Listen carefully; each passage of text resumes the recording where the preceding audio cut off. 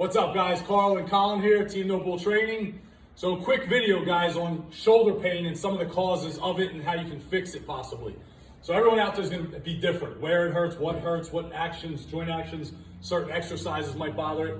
First and foremost, you don't want to exacerbate pain. If something hurts, if bench press with a barbell hurts you, try dumbbells or try a closer grip. Change something up. You don't want to make the pain worse.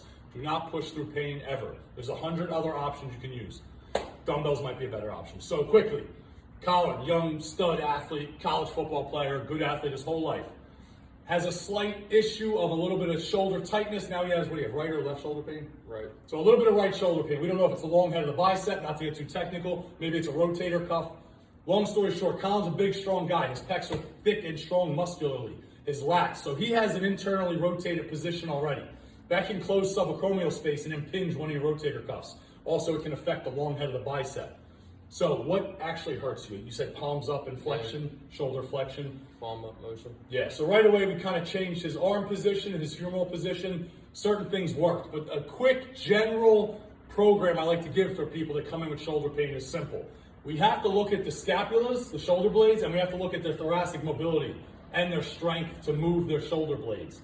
Because there's a direct link between shoulder health and the way you can move your shoulder blades. So real quick, Colin's gonna lay down in a fetal position.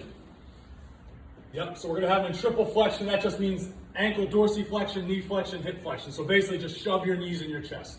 His hands are gonna be straight out in front of him. Now I want him to try to get both of his shoulder blades down on the mat by opening up and rotating. So Kyle, let's get a couple.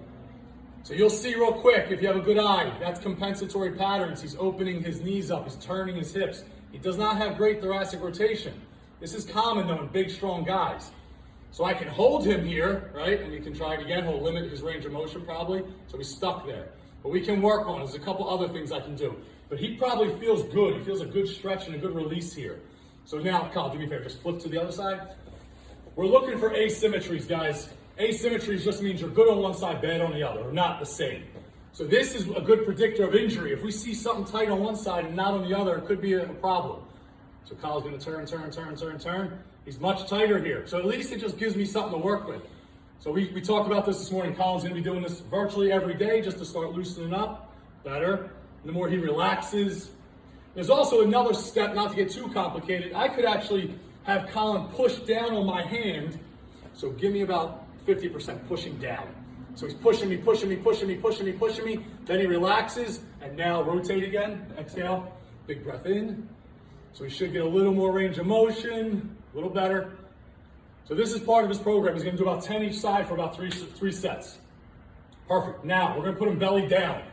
So Kyle, just lay on your stomach for me. Now this one Colin had a little bit of trouble with, which a lot of people do. I want to see his shoulder blades upwardly and downwardly rotate. So he's going to stretch and reach, turn like he's getting handcuffed, and then go back at it. 10 or 15 of these, you'll be shocked. Some of these will even cramp here because you're not used to working these muscles. Give this a shot, guys, even if you have healthy shoulders. Preventative maintenance is key. You don't want to do something after you're already hurt. Nice, good job. So again, 3 sets of 10 to 15 reps. If you do decide to hold weight, 1 or 2 pound dumbbells will give you a ride. 5s are out of the question for most people. So now, we did some thoracic rotation, we did some shoulder blade mobility. The last thing I'm gonna have Colin do, you can stay on your knees if you'd like. He's gonna do a band pull apart. So everyone does this wrong where they bend their elbows. I want you to rip the band, Colin, rip the band. Depending on how strong you are, it means you can grab closer to the band. Go a little bit further out, because that's gonna be really hard. So he's gonna make that band hit his chest, boom.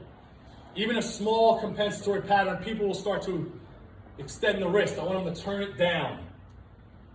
Rip it. Yep, and I'm just looking at his shoulder blades. He's really starting to retract them very well. Good, real good. Couple more. So again, 3 sets of 10 or 15. You do this before every workout.